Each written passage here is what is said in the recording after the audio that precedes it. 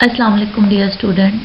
I am Dr. Rabia Yaqub, an assistant professor of zoology at University of Education.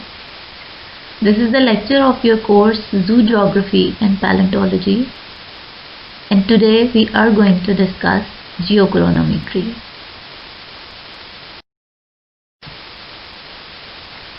Geochronometry, actually it is the combination of three different words. Geo is related to earth or rocks. Chronology, it is the arrangement of events in order to their occurrence, and metry is related to measurement. So we can say that geochronometry, it is the determination of age of rocks or other earthen materials. For the determination of age of earth, we uses different methods. We uses radioactive isotopes, that is known as radioactive isotope dating. Here we uses different isotopes like uranium, radioactive potassium, radioactive carbon, and other radioactive isotopes. We also uses VARPs, index fossils, and fission tracks of radioactive nuclei for the determination of age of rocks and other earthen materials. There are different types of radiometric dating depending upon the type of radioisotope we are using. Potassium or radioactive potassium, it is an essential component of different minerals, clay, mica, and the rocks which are formed by the solidification of lava. The radioactive potassium or potassium 40 can be used for this potassium or argon dating. Half of the atom of the radioactive isotope of potassium or potassium 40, they will decay into an inert gas argon 40 into 1.25 million years. If a rock contains this isotope of potassium, all of the argon now present in the rock has been derived by the radioactive decay of that potassium 40.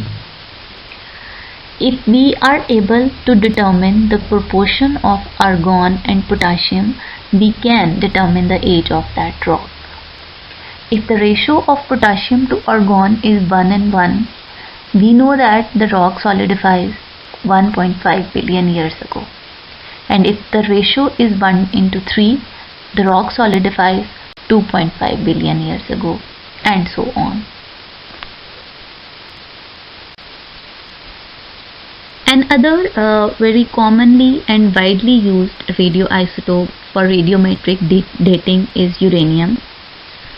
Radioactive element uranium breaks down into the lead and helium at a very slow rate. The half-life of an isotope of uranium, that is uranium-238, is 4.5 billion years, and another isotope of uranium, that is uranium-235, its half-life is 7.4 billion years. This means that starting with 1 gram of uranium-238, 0.5 grams will remain after 4.5 billion years, 0.25 grams after 9 billion years, and so on. As a result of radioactive decay, uranium-bearing minerals such as zircon or zirconium silicates, they continuously accumulate lead. In order to determine the age of uranium-bearing minerals, the amount of uranium and lead present in the sample are carefully measured by different chemical analysis.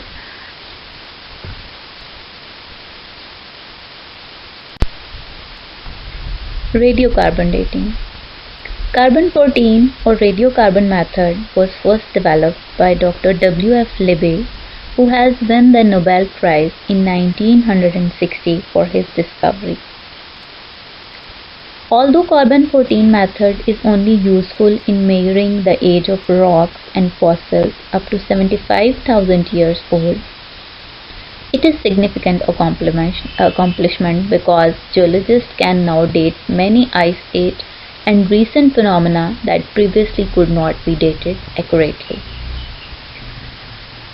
This method is based on the fact that all living organisms absorb carbon-14, which is continuously produced in the upper atmosphere as a consequence of cosmic ray bombardment.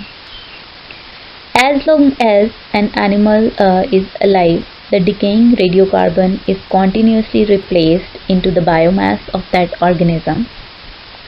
However, when the plant or animal dies, it stops taking in carbon-14, and as the carbon-14 decays, its proportion in the total amount of carbon decreases in a way which is directly related to the time elapsed since death.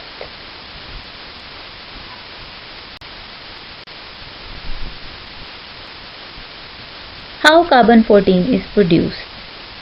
The cosmic rays enter the Earth's atmosphere in a large number every day. When these cosmic rays collide with an atom of any element in the atmosphere, they can create a secondary cosmic ray in the form of an energetic neutron.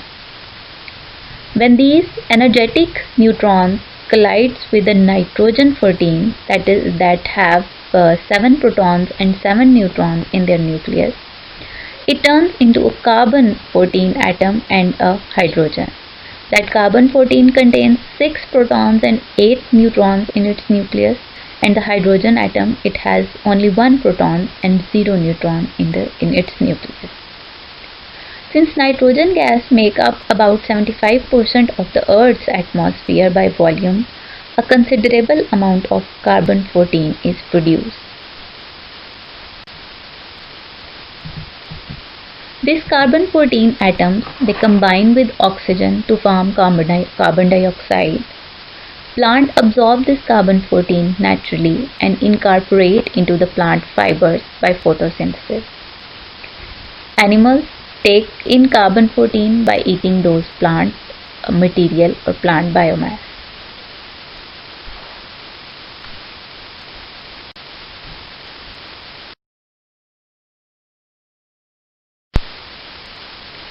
The ratio of normal carbon to carbon-14 in all the living things at any given time is nearly constant. That may be 1 in a trillion carbon atom are carbon-14. Other isotopes of carbon, carbon-12 and carbon-13 are stable, but carbon-14 decays by very weak beta decay to nitrogen-14 with a half-life of approximately 5,730 years.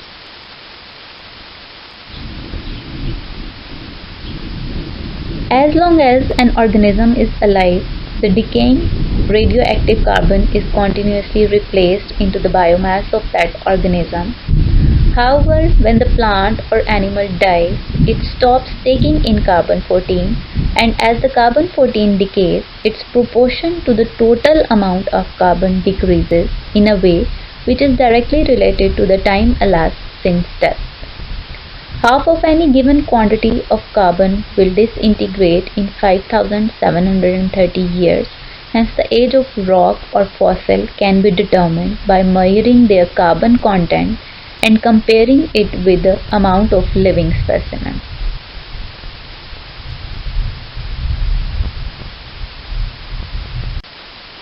This flow diagram gives you a brief overview of how carbon-14 dating works, how carbon-14 is generated, incorporated into the plant and animal biomass, and how after the decay of carbon-14 into the nitrogen-14 helps us into the determining the age of that fossil or any rock. The main radioactive elements used for dating are as follows. The radioactive parent isotope rubidium-87, it will convert into strontium-87, that is stable product, and the half-life of this isotope is 49 billion years.